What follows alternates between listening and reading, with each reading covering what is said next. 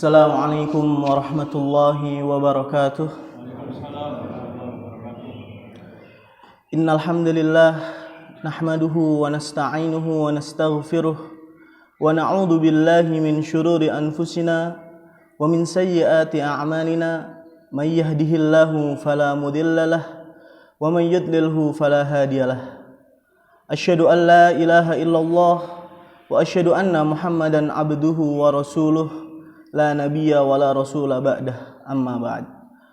Qala Allah ta'ala fil Qur'anil Karim, a'udzu billahi minasy syaithanir rajim. La uqsimu biyaumil qiyamah wa la uqsimu bin nafsil lawwamah. Al-ayah. Jamaah pengajian Ahad pagi yang dirahmati Allah, marilah kita panjatkan puja dan puji syukur kita kehadirat Allah Subhanahu wa taala yang telah memberikan kita nikmat, yang telah memberikan kita nikmat kesehatan, nikmat keimanan, sehingga kita dapat berkumpul di tempat yang insyaallah diberkahi Allah ini. Amin amin ya rabbal alamin. Salawat serta salam tak lupa kita haturkan kepada junjungan uswatun hasanah kita, Nabiyuna Muhammad sallallahu alaihi wasallam, yang telah mengajarkan kepada kita apa itu iman, Islam, dan ihsan, yang telah mengeluarkan kita dari zaman jahiliyah menuju zaman yang terang benderang Islamiyah, ad-dinul Islam. Sebelumnya saya diberikan amanat oleh bapak saya, Ustadz Nur Hozin, untuk menggantikan beliau karena kebetulan beliau ada halangan hadir pada pengajian hari ini. Mungkin kalau saya ada salah-salah, mungkin saya meminta izin dulu, terutama kepada Ustadz Najmuddin selaku guru saya, karena saya juga thalabul ilmi, masih belajar. Maka dari itu jika ada benarnya ini mungkin pasti datangnya dari Allah, dan jika ada salahnya pasti datangnya dari saya. Tapi pada kesempatan kali ini kita akan membahas sedikit tentang gambaran peristiwa hari kiamat menurut pandangan Al-Quran. Dalam hadis yang diriwayatkan oleh Muslim, ada seseorang Badui bertanya kepada Rasulullah, mendatangi Rasulullah, kemudian bertanya kepada Nabi Muhammad sallallahu alaihi wasallam, "Matas sa'ah?"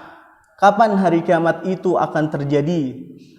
Lalu Nabi menanyakan kembali kepada Badui tersebut, "Ma'adat talaha?" Bekal apa yang kamu siapkan untuk bertemu dengan hari tersebut? Tatkala Nabi ditanya tentang hari kiamat tersebut, beliau tidak tahu kapan akan terjadinya hari kiamat tersebut. Oleh karenanya, Nabi balik bertanya kepada orang Arab Badui tersebut tentang apa yang sudah kamu persiapkan untuk menghadapi hari kiamat tersebut.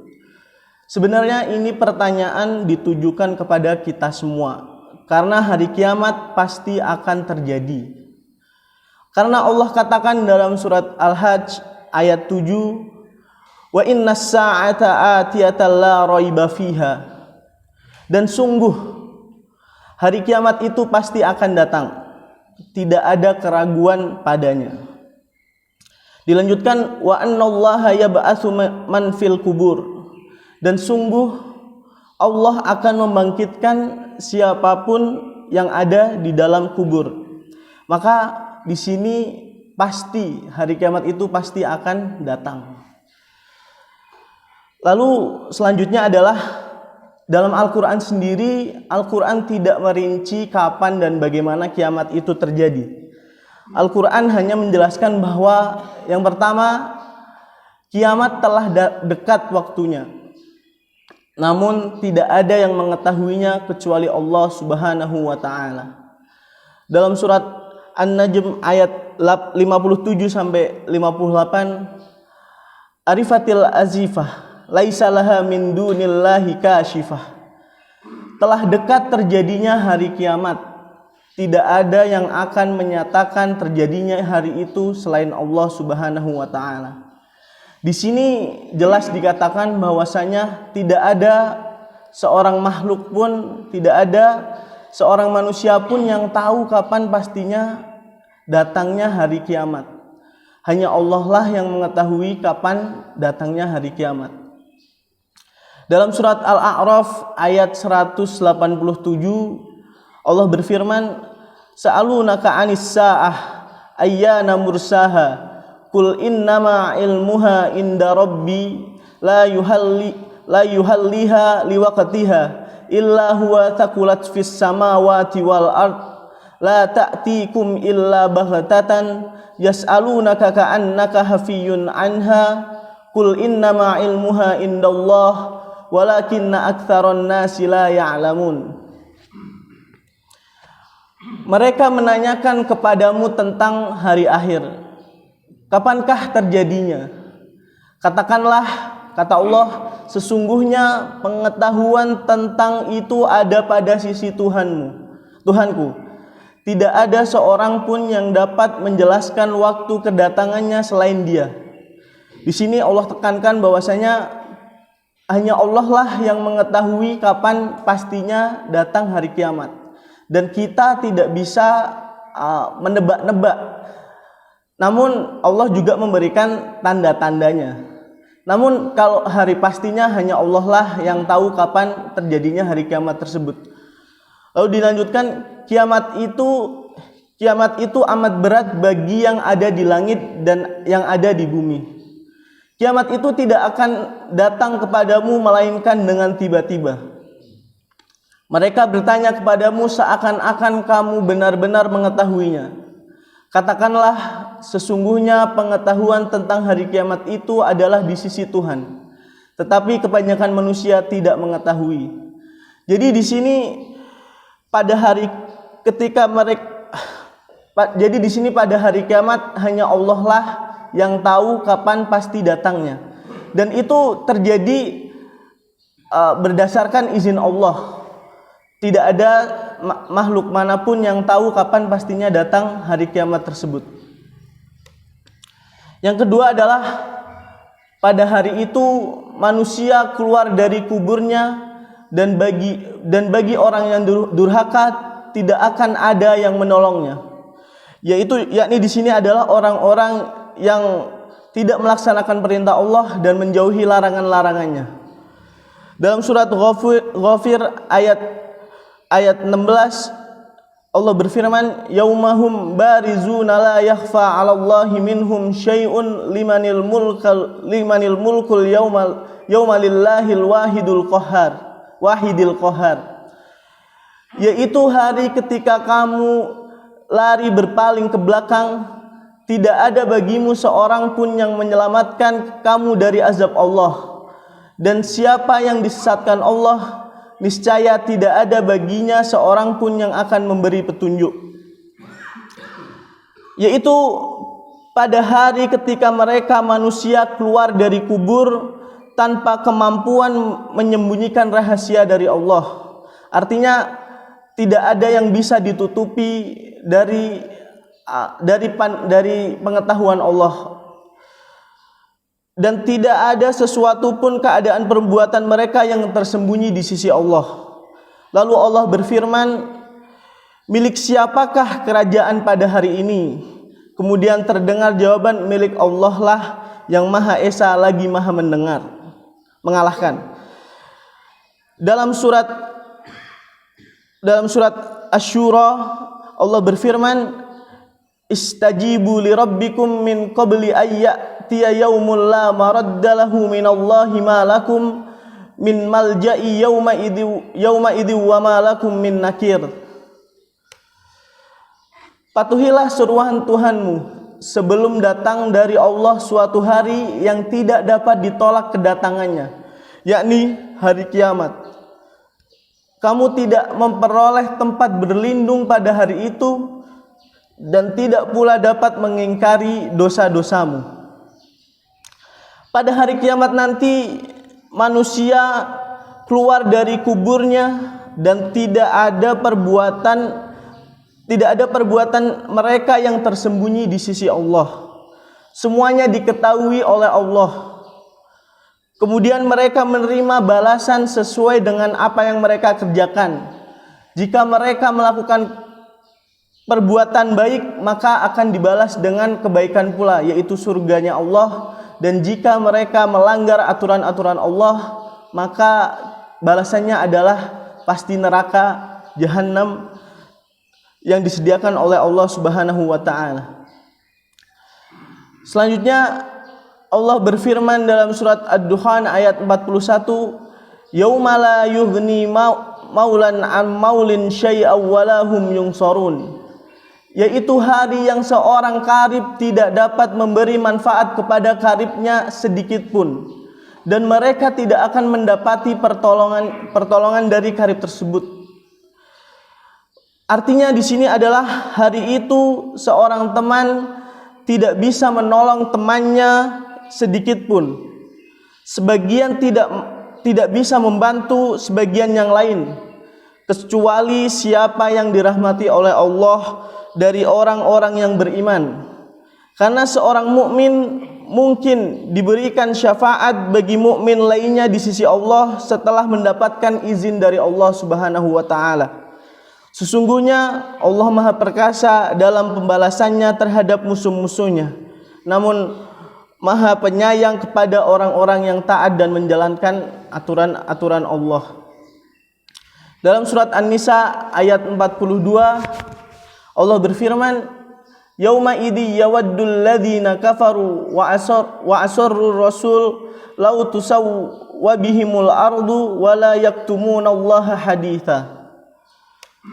Di hari itu orang-orang kafir dan orang-orang yang mendurhakai Rasul ingin supaya mereka disamaratakan dengan tanah, dan mereka tidak dapat menyembunyikan dari Allah sesuatu kejadian pun.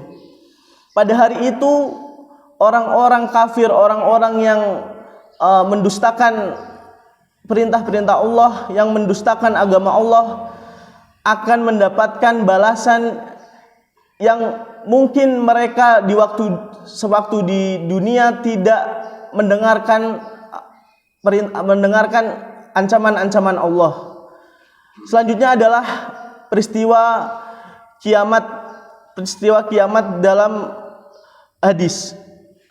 An Ibni Umar yaqul qala Rasulullah sallallahu alaihi wasallam, "Man sarrahu ayyandura ila yaumil qiyamah ka'annahu ra'yu 'ainin falyaqra idza syamsu kuwirat wa idza as-samaa'u fatarat wa idza as-samaa'u syaqqat wa ahsabuhu qala wa surat Hud." Hadis riwayat Ahmad. Dari Ibnu Umar radhiyallahu anhu ditemukan bahwasannya Nabi Muhammad sallallahu alaihi wasallam bersabda, "Siapa yang ingin melihat hari kiamat bagaikan melihatnya dengan pandangan mata kepala, hendaklah dia membaca idza syamsu kuwirat dan idza samaa'u fatarat dan idza samaa'u syaqqat." Dan saya akan menjelaskan sedikit tentang hari kiamat berdasarkan surat idza syamsu kuwirat. Mungkin saya baca dulu. Idza syamsu kuwirat wa idzan nujumu kadarat wa idzal jibalu suyirat wa idzal 'isyaru uttilat wa idzal wuhushu husyirat wa idzal biharu sujjirat wa idzan nufuzu zuwijat wa idzal mau'udatu su'ilat bi ayyi dhanbin qutilat wa idzas suhufu nusyirat wa idzas samaa'u kushitat wa idzal jahimu su'irat wa idzal jannatu uzlifat alimat nafsum ma ahdarat.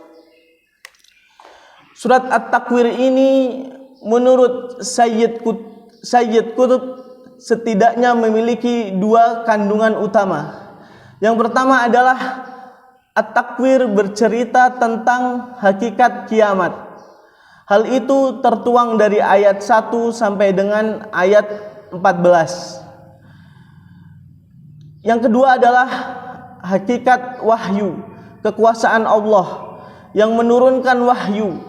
Perantaranya adalah Jibril dan sifat-sifat Nabi yang menjadi penyebar wahyu tersebut. Hal ini tercermin mulai dari ayat 15 sampai dengan ayat 29. Yang pertama adalah idas syamsu kuwirat, apabila matahari digulung. Ibnu Jarir mengatakan bahwa pendapat yang benar menurut pandangan kami mengenai makna takwir ialah menghimpun sebagian darinya dengan sebagian yang lain, alias menggulungnya. Termasuk ke dalam pengertian ini dikatakan takwirul imamah, yakni menghimpun sebagian pakaian dengan sebagian yang lainnya atau menggulungnya. Makna firman Allah Subhanahu wa taala digulung artinya menggabungkan sebagian darinya dengan sebagian yang lain, lalu dilemparkan. Apabila dilakukan demikian terhadap matahari, maka lenyaplah cahayanya. Dalam penjelasan ini matahari digulung. Betapa mengerikannya jika dunia ini, bumi ini tanpa adanya matahari. Pada hari kiamat nanti matahari akan digulung, cahayanya akan lenyap. Maka dalam ayat ini Allah mencoba untuk menjelaskan bahwasanya jika matahari digulung, maka alam ini akan kehilangan cahayanya. Wallahu a'lam bishawab, tapi mungkin ini sangat menyeramkan. Karena jika kita hidup tanpa matahari, maka dunia ini akan pasti gelap gulita. Tidak ada kehidupan mungkin. Lalu selanjutnya, jika ingin melihat kiamat, bayangkan matahari ini digulung. Para ahli mengatakan matahari adalah pusat tata surya kita. Bintang yang satu ini sangatlah istimewa karena perannya sangat menentukan bagi kehidupan di bumi. Sehari saja matahari tak menunaikan tugasnya, entah jadi apa bumi kita ini. Berikut ada beberapa fakta-fakta menarik tentang matahari. Matahari memiliki diameter sekitar 1.390.000 km. Sementara diameter bumi hanya sekitar 12.740 km. Bila bumi dimasukkan dalam matahari, matahari bisa menampung sekitar 109 bumi. Kemudian suhu inti matahari berkisar dari 15 juta derajat Celcius pada inti dalam, dan pada inti luar suhu mencapai 7 juta derajat Celcius. Suhu pada permukaan matahari hanya 6 juta derajat Celcius. Pada saat Gunung Merapi meletus pada bulan lalu Oktober 2010, magma panas yang dimuntahkannya hanya sekitar 600 derajat Celcius. Itu aja udah panas banget, itu udah sangat panas. Tapi lihatlah efek yang ditimbulkannya. Maka tak terbayangkan jika makhluk hidup harus berhadapan dengan panas 6.000 derajat Celcius. Tak mungkin ada benda padat yang dapat bertahan, melainkan ia akan segera mencair. Allah Subhanahu wa taala mengungkapkan pada ayat pertama ini bahwa matahari kelak akan digulung, atau dalam bahasa Arab kuwirat. Selanjutnya dalam ayat kedua, wa idan nujumun kadarat, dan apabila bintang-bintang berjatuhan. Bayangkan bintang yang entah berapa banyak jumlahnya kelak akan hancur berantakan. Kata Ibnu Abbas, sesungguhnya peredaran seluruh bintang dijaga oleh malaikat. Jika lonceng kematian dibunyikan, maka seluruh makhluk yang bernyawa akan mati. Malaikat penjaga bintang pun akan selesai menunaikan tugasnya. Pada posisi seperti itulah bintang akan berjatuhan. Jadi pada nanti bintang-bintang di alam semesta ini akan berjatuhan, yang kita tidak tahu berapa banyak bintang-bintang yang ada di alam semesta ini, di dalam tata surya ini. Allah akan menghancurkan bintang-bintang tersebut dan menjatuhkannya ke bumi. Pada ayat ketiga, wa idal jibalu suyyirat, dan apabila gunung-gunung dihancurkan. Jadi nanti gunung-gunung ini akan dihancurkan oleh Allah Subhanahu wa taala dalam ledakan Krakatau pada 27 Agustus 1883, telah jam 10.20 telah melemparkan batu-batu apung dan abu vulkanik dengan volume 18 km kubik. Semburan debu vulkaniknya mencapai 80 km. Benda-benda keras yang berhamburan ke udara itu jatuh di dataran Pulau Jawa dan Sumatera, bahkan sampai ke Sri Lanka, India, Pakistan, Australia, dan Selandia Baru. Gelombang laut naik setinggi 40 meter menghancurkan desa-desa dan apa saja yang berada di pesisir pantai. Tsunami timbul bukan hanya karena letusan tetapi juga longsoran bawah laut. Bagi Allah ini sangatlah mudah.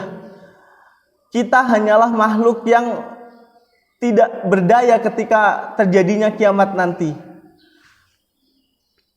Jika satu gunung saja meledak mampu membuat satu dunia geger, maka bayangkanlah jika seluruh gunung dihancurkan oleh Allah Subhanahu wa taala. Betapa ngerinya kejadian tersebut. Hal ini dipertegas oleh Allah Subhanahu wa taala dalam surat Al-Kahfi ayat 47. Wa yauma nusayyirul jibal wa taral arda barizata wa hasyarnahum falam nughadir minhum ahada. Dan ingatlah akan hari yang ketika itu kami perjalankan gunung-gunung dan kamu akan dapat melihat bumi itu datar, dan kami kumpulkan seluruh manusia dan tidak kami tinggalkan seorang pun dari mereka. Jadi keadaan bumi nanti akan rata oleh tanah. Gunung-gunung dihancurkan, diterbangkan oleh Allah dan meratakan apa-apa yang ada di bumi ini. Selanjutnya, wa idal isyaru uttilat, dan apabila unta-unta yang bunting ditinggalkan, tidak diperdulikan. Pada masyarakat Arab tradisional, unta adalah harta yang paling berharga. Apalagi jika unta tersebut dalam kondisi hamil, maka nilainya pun menjadi semakin tinggi. Allah Subhanahu memberikan gambaran pada mereka bahwa jika kiamat kelak, mereka tak lagi peduli dengan harta yang paling mereka sayangi sekalipun, entah itu jabatan, kekuasaan, harta benda, aset, dan segala macamnya. Kita sudah lupa ketika terjadinya hari kiamat nanti, karena saking mengerikannya hari tersebut. Terutama buat mereka yang sehari-hari berada di gedung-gedung bertingkat, baik perkantoran ataupun apartemen. Menurut Imam Al-Qurtubi, isyaru menunjukkan secara tegas bulan kehamilan ke-10. Artinya harta unta itu sudah betul-betul di puncak mahalnya. Namun dengan peristiwa kiamat, manusia tak peduli lagi dengan hal tersebut. Pada masyarakat modern, unta hamil ini dapat dikiaskan dengan segala aset yang bernilai miliaran rupiah, baik itu berupa aset bergerak ataupun aset tidak bergerak. Kelak jika kiamat, tak ada lagi manusia yang peduli dengan hartanya itu. Manusia akan sibuk dengan menyelamatkan dirinya masing-masing. Tidak ada yang memikirkan harta-hartanya, kekuasaannya. Selanjutnya ayat 5, wa idal wuhusyu husyirat. Dan apabila binatang-binatang liar dikumpulkan. Mengapa pada ayat ini Allah Subhanahu wa taala menyebutkan binatang liar dikumpulkan? Ibnu Abbas mengatakan bahwa seluruh makhluk hidup lebih dulu dimatikan, termasuk binatang buas, kecuali bangsa jin dan manusia. Jadi dalam ayat ini Allah akan mematikan binatang-binatang dan binatang-binatang terlebih dahulu, kecuali bangsa jin dan manusia. Ayat selanjutnya adalah wa idal biharu sujjirat. Dan apabila lautan dijadikan meluap. Pada ayat ini kita mendapati bahwa kelak lautan akan meluap. Subhanallah, sekitar tahun lalu tak pernah dapat kita bayangkan bagaimana lautan dapat meluap. Tetapi tsunami Aceh 26 Desember 2004 membuka mata kita bahwa mudah sekali air laut diterbangkan ke daratan.